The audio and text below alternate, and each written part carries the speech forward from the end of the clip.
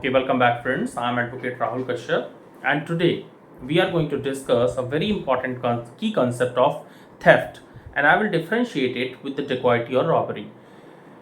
Friends, चोरी में या अन्य अपराध जैसे कि रॉबरी डकॉइटी में क्या डिफरेंस है? तो पहले एक छोटा सा डेफिनेशन पढ़ते हैं थेफ्ट का। Theft, what is theft? Theft is nothing but when a person takes away a movable property out of the possession of the other person without his consent. तो इसमें कितने की एलिमेंट्स हैं थेफ्ट के लिए? First of all, the theft is always with respect to a movable property. Movable means ये जैसे कि पेन एक मूवेबल प्रॉपर्टी जिसे आप ले जा सकते हैं, कोई भी सामान हो सकता है, लैपटॉप या कुछ भी पेपर, कोई बुक हो सकती है, तो it's all movable properties. It is a tangible property जिसे आप उठा के इधर से उधर छू के ले जा सकें। तो बिना कंसेंट के, यहाँ पे ओनरशिप का इंपॉर्टेंस नहीं है, we are not talking about the ownership. Ownership यहाँ पे नहीं देखी जाती। यहाँ पे we are simply and solely concern with the possession. For example, this is a pen of my friend Priyaranjan, but now currently it is in my possession. I am not the owner of this pen, but it is in my possession.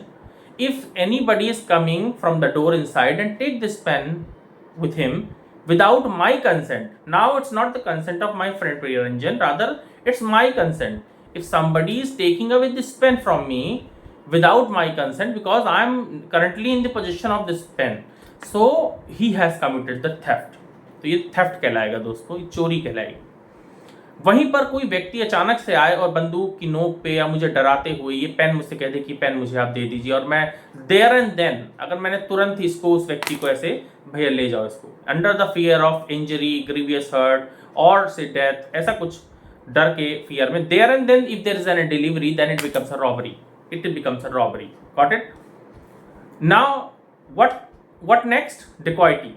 So dacoity, when this all the things, it is done by a group of 5 people or more. 5 या 5 से ज्यादा लोगों द्वारा अगर ये किया जाएगा, इस कृत्य को किया जाएगा, या 5 लोग आए, डराए, धमकाए और सामान लेने की कोशिश करी, तो ये क्या कहलाएगा? डेकॉइटी हो जाएगी। तो एलिमेंट्स 5 पीपल के वहां पे होते हैं।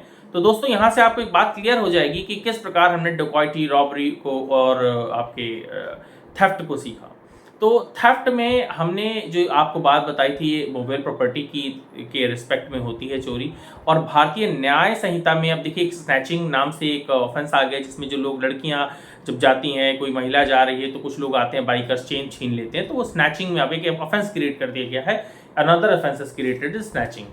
और एक बात और बताना चाहूंगा, भारतीय न्याय संहिता 2023 की एक बहुत ही अनोखी अपडेट, जिसमें कि अब एक रिफॉर्मेटिव जस्टिस का एक यहाँ पर एंगल भी आ जाता है, जहां पर ये बताया गया है कि अगर सजा कोर्ट के द्वारा सजा तो दी जाएगी ही, बट यहाँ पर अगर वो व्यक्ति कोर्ट अगर चाहे तो उसको कम्युनिटी सर्विस की भी सजा दे सकती है। कम्युनिटी सर्विस का मतलब होता है कि भाई पर्टिकुलर रोड की सफाई करो, पार्किंग लॉट में गाड़ियों की तुम सफाई करोगे, किसी पर्टिकुलर वृद्ध व्यक्ति है तो तुम्हें 10 दिन तक उसको सब्जी दूध ला के देना। This is what called community service.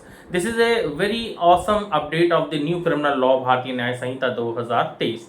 सो ये वीडियो आपको कैसा लगा दोस्तों? काइंडली हमें कमेंट करें ताकि हमें पता चले, और ऐसे ही मैं आपके लिए कंटेंट लाता रहूंगा।